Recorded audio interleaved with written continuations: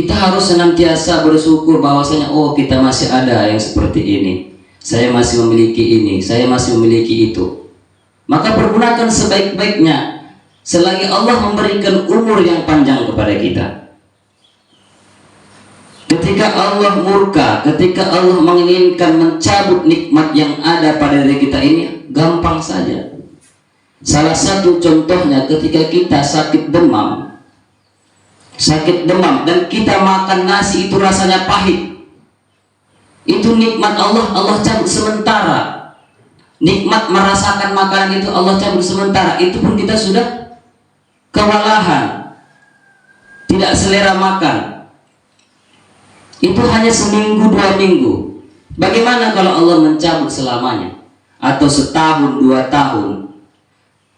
Seminggu 2 minggu saja kita sudah merasa tidak tenang.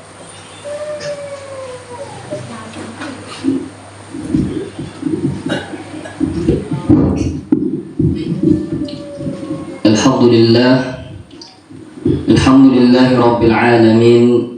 Wassalatu wassalamu ala asrafil anbiya'i wal mursalin wa ala alihi wa sahbihi ajma'in. Asyhadu an la ilaha illallah wa asyhadu anna Muhammadan abduhu wa rasuluh. Allahumma salli ala sayyidina Muhammad wa ala ali sayyidina Muhammad. Faqala Allah Ta'ala fi ayatil Qur'an, a'udzu billahi minasyaitonir rajim, bismillahirrahmanirrahim. Wa ma bikum min ni'matin fa minallah.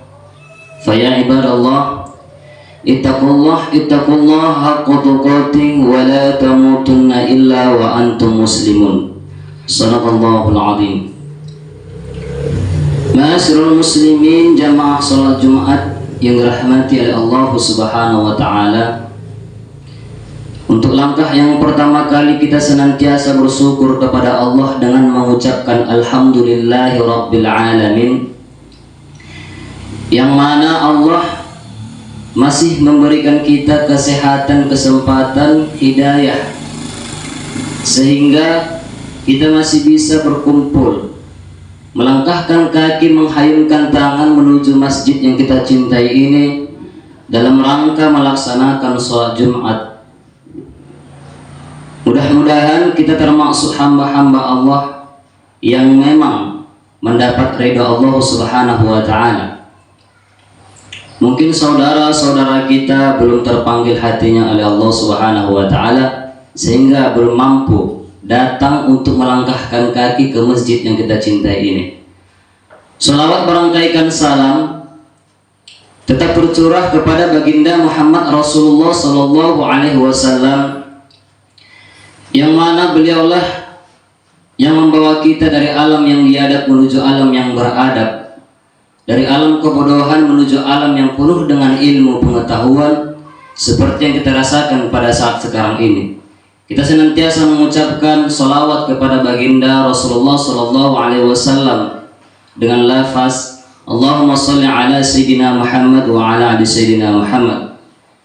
Dengan ucapan itu, dengan lafaz itu, mudah-mudahan kita termasuk umat-umat yang mendapatkan pertolongan beliau di yaumil akhir nanti. Hadirin yang dirahmati oleh Allah Subhanahu wa ta'ala,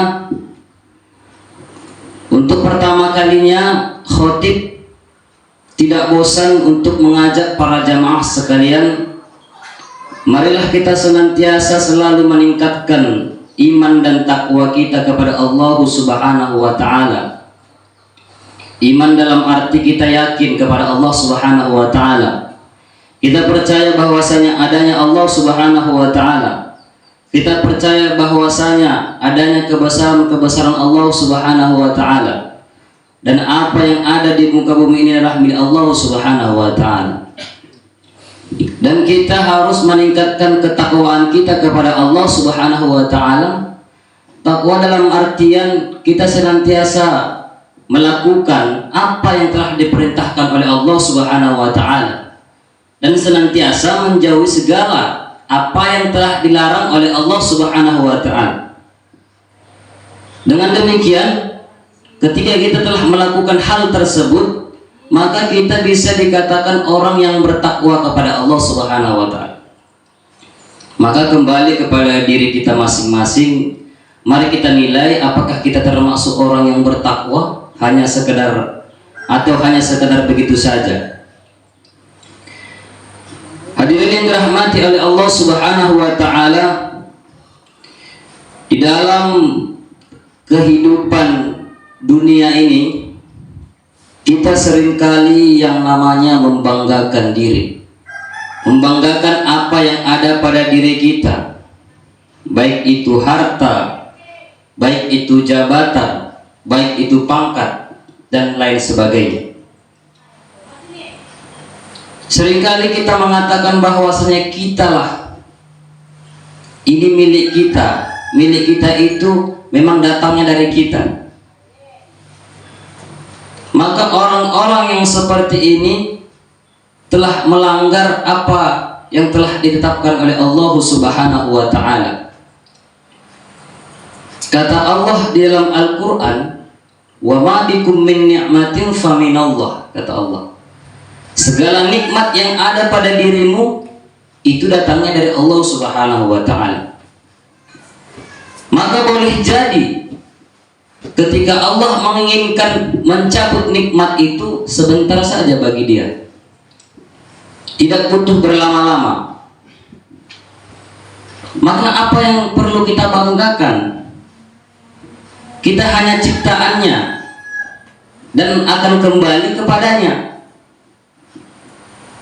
Walaupun kita memiliki segalanya apa yang telah diberikan oleh Allah Subhanahu wa taala, kita tidak bisa luput dengan ibadah kepada Allah, bahwasanya kita membuktikan bahwasanya itu kita bersyukur, kita menganggap Allah itu ada, kita menganggap semua ini milik Allah Subhanahu wa taala. Maka kita harus perbanyak syukur, perbanyak kita mengingat Allah Subhanahu wa taala agar apa?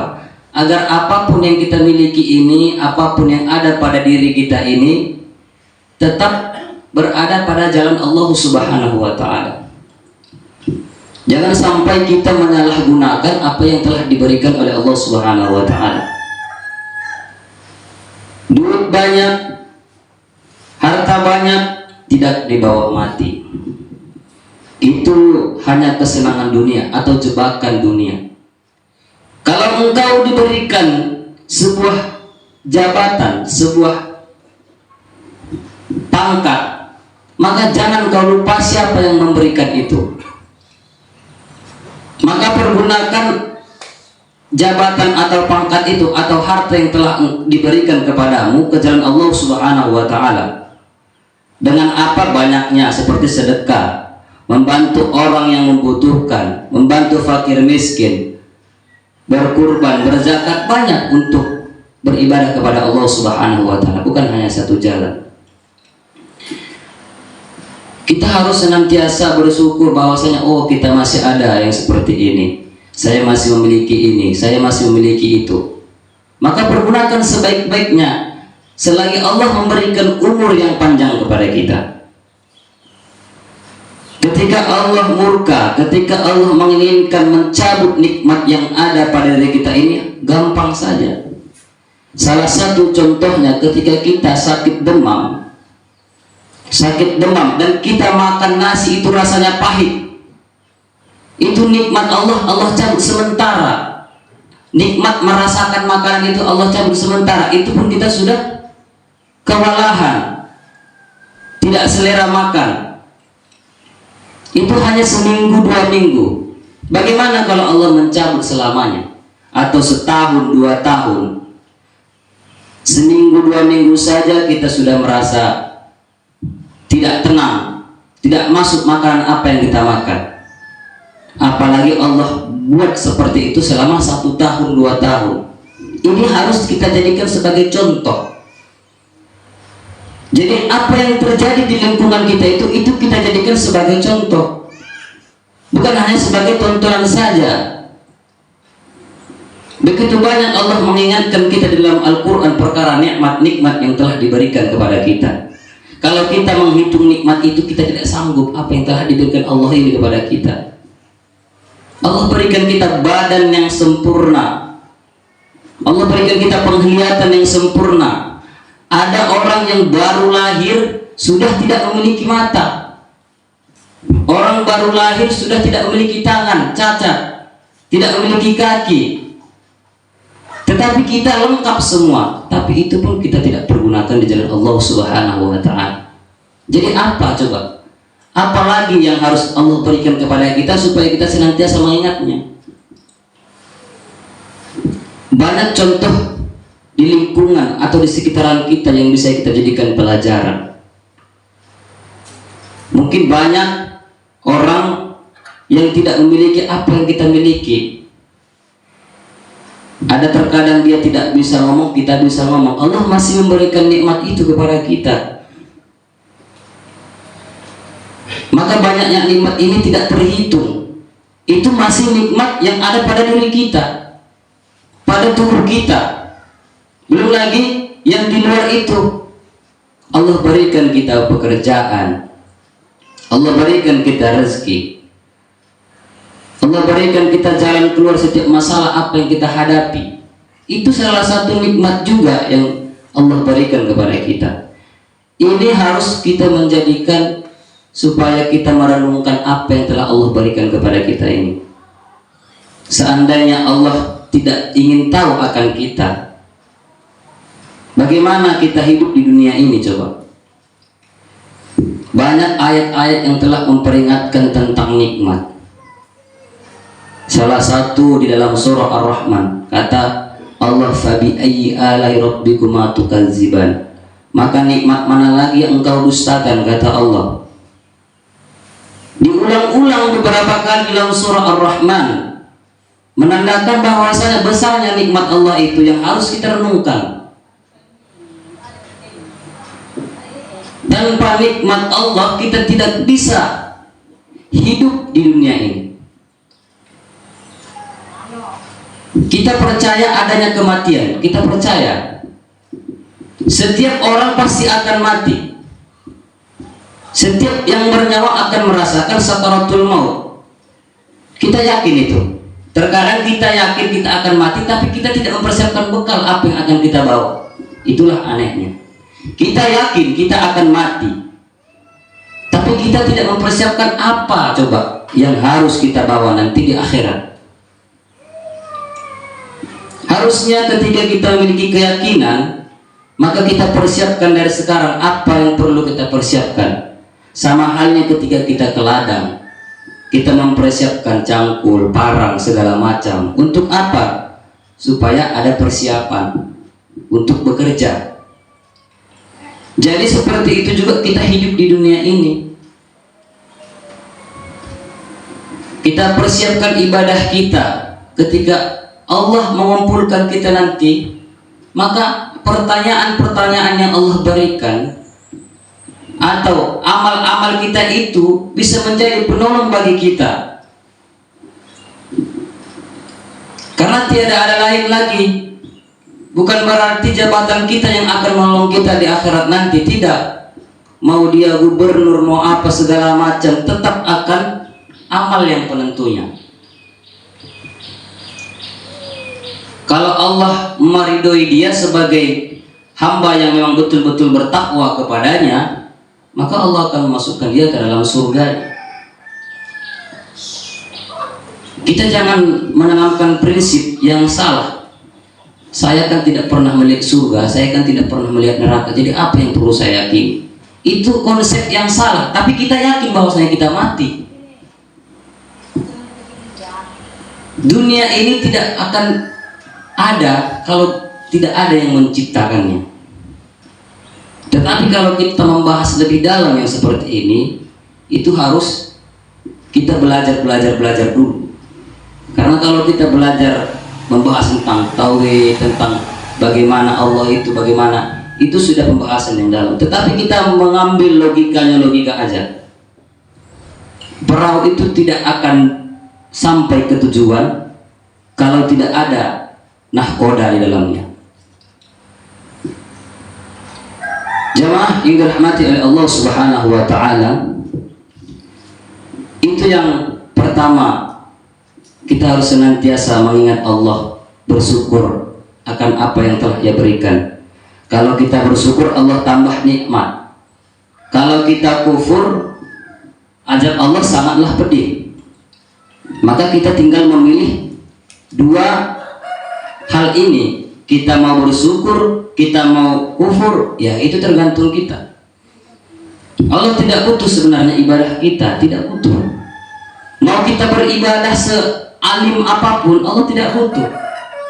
Tapi ketika kita pun beribadah kepadanya, Allah juga tidak butuh. Tidak, bahwasanya bukan berarti ketika kita sholat setiap hari itu membuat Allah itu luluh. Tidak, tetapi dengan sholat inilah kita mencari rahmat Allah. Bukan berarti karena sholat maka kuasa Allah, kekuatan Allah itu bertambah, tidak. Dengan rahmat Allah, dengan sholat ini kita mendapatkan kasih sayang Allah Subhanahu wa ta'ala. Kalaupun kita nggak sholat, tidak berkurang kekuasaan Dia, tidak masalah bagi Dia. Tapi kita yang membutuhkannya, bukan Dia yang membutuhkan kita. Maka ini perlu kita jadikan suatu renungan terhadap diri kita masing-masing. Apakah kita sudah ada persiapan untuk menghadap Allah Subhanahu wa ta'ala di sisa umur kita ini? Kita nggak tahu, bisa jadi kita 2 minggu lagi dipanggil oleh Allah Subhanahu wa ta'ala, kita nggak tahu. Karena kematian tidak bisa diundur walaupun sedetik. Mau kita punya orang dalam tidak bisa diundur.